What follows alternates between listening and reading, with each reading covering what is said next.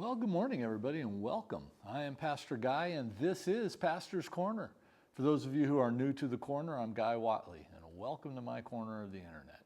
It's a place where we get together once a week to encourage the believer on how to be in the world, but not of the world.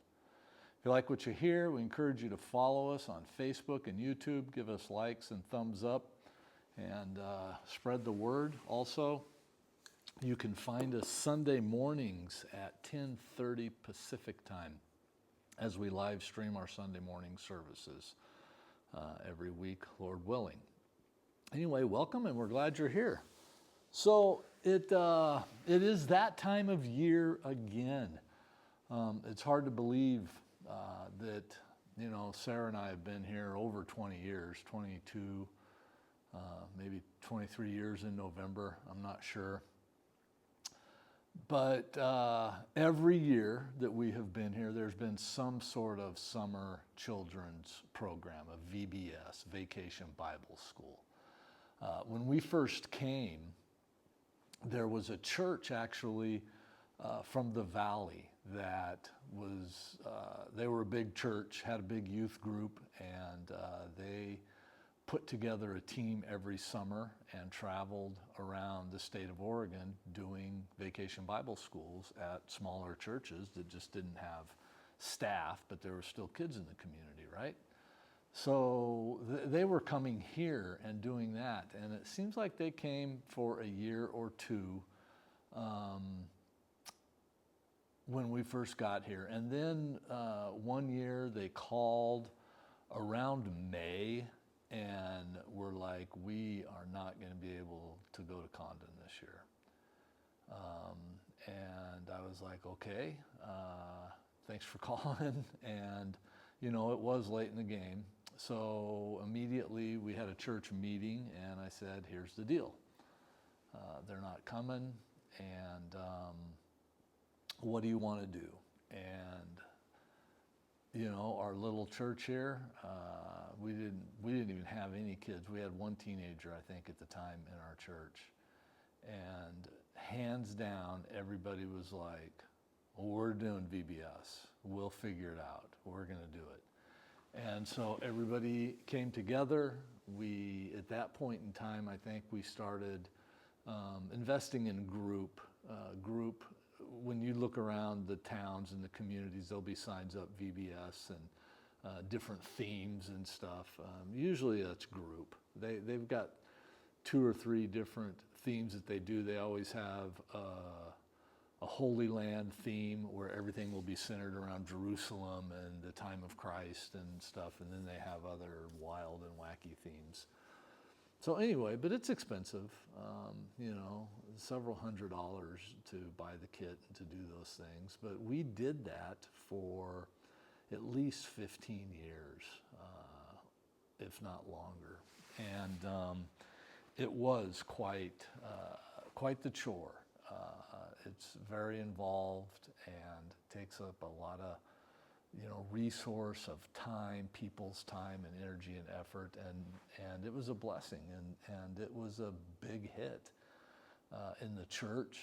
Everybody enjoyed doing it. We certainly got tired and burnt out, but that's what we did for 15, 18 years. I don't remember how many years we did it. And then Child Evangelism Fellowship has always been, since I've been here, and many years before I got here, has been very active in the Columbia Gorge, with the headquarters in the Dalles. And Oregon is actually one of their biggest active states, I guess, at least out west. So anyway, and we knew the people involved, and in fact, Donna here at the church was originally trained and spent a lot of time with the Umatilla chapter of CEF. And when I came, most of her Sunday school material and everything she was doing was CEF, Child Evangelism Fellowship. So anyway, we had been involved and got to know Julie Fritz was running it in the Dalles. and in that area, and got to know and spend time with her, and invited them. I don't know if it was right after COVID. I'm not sure when they first came. I think they were here before COVID. I don't remember. But anyway, we invited them to come and do 5-day club. They call it 5-day club rather than vacation Bible school. They call it 5-day club. So for 5 days, they do a club every day. Same principle as VBS. There is a different caveat. They give the gospel message every day. They invite people to accept Christ, whereas group doesn't really focus on that. They focus on a Thursday, Evangelism day, and they build up to it and then have a big invitation and everything. And the problem with that is that a lot of kids, you know, and if you think about this all across America, there's a lot of kids that miss that Thursday. They leave town, they can't go, other obligations, whatever. Kids don't make every day when they come to VBS. Sometimes they do, but you know, there's many that don't. So anyway, CEF, and we started getting involved with them and spending time with them and supporting them. And our kids got involved, my kids, and kids from the community were also started to get involved, Liberty and Jonathan and others. And so, and they became the teachers. They started attending the CEF, the CYIA, they call it Christian Youth in Action. And they have training camps and a week-long training to teach teenagers how to do 5-day clubs, how to run them. And so that's what we've been doing. And as our kids have grown up here in the church kids and my children specifically as well, have all wanted to do that and have all been involved. And so we've been a good feeder source for CEF out of the Dalles. And this year, we learned through, I don't know, a Facebook post, somebody just a casual comment that they didn't have a 5-day club in their community last year. They just didn't have enough teens to run it or whatever. And that community happens to be Longview, Washington, which is where my wife is from. And so she reached out to a gal that she didn't even know was involved in CEF, but she knew her. And so this year, we're going to do a 5-day club in Longview. My kids are going to do it, as well as a couple other kids from the Mid-Columbia are going to go up there underneath Josh, who's running it, and help them and run a 5-day club. Maybe 2 of them. I'm not sure how many they're going to run. But anyway, so that's kind of exciting to see the progression of that. And my daughter, my oldest daughter, was kind of the catalyst behind it, you know, along with my wife. But, you know, my daughter's like, yeah, we need to go do that. They need to have a 5-day club. So, and I don't know why you know, Washington and Southwest Washington isn't as vibrant with CEF. I know when I was in Longview, youth groups were very strong. They had great youth ministers at the time, and a lot of the churches, you know, had great youth ministries going on, and youth groups were strong. And so I don't know, but anyway, in our church, the church that we attended, put on, you know, they were very invested in youth ministry and put on a great VBS program. I mean, they hired 1 or 2 interns for the summer just to build up and get ready for that program. So anyway,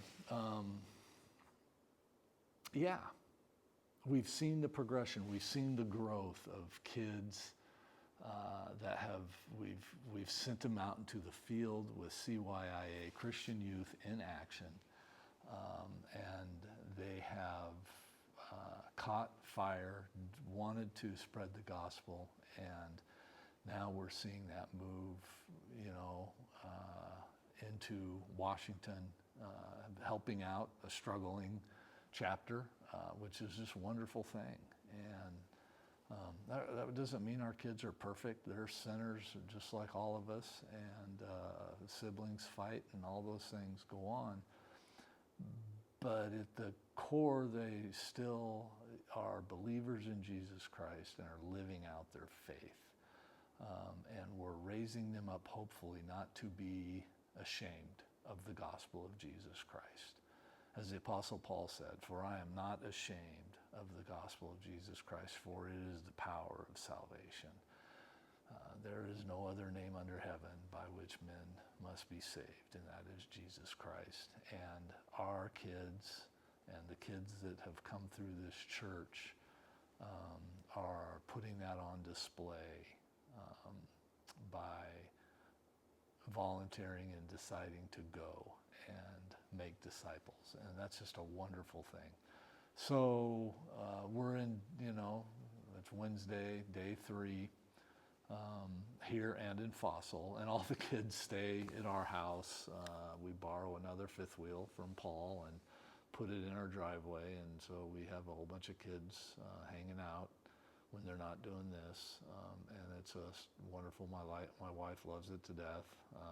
It's a highlight of her year, I think. So anyway, be praying for us. Be praying for the kids that are attending, the little ones that are attending and hearing the gospel, as well as the teens that are learning to stretch their faith and to tell other people about Jesus Christ.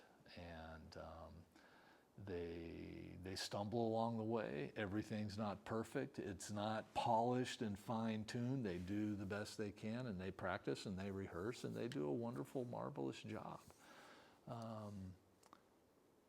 And they're the ones doing it, and it is amazing. Jesus said, "Suffer the little children and forbid them not to come unto me." And that is what we are doing here this week. So we're excited about it. I almost feel guilty because we don't do a lot, whereas we used to do everything. But we just allow the Holy Spirit to work in the teens and the kids to do their thing, and it's wonderful. So anyway, be praying for us, be praying for the kids that come and the teens that are doing it, and God bless. It is amazing, and it's amazing to see God's grace working through the teens. And so you guys take care and be blessed, and I will see you on Sunday, and next Wednesday I will be here, Lord willing. You have a wonderful week in the Lord, and I will talk to you later. Bye.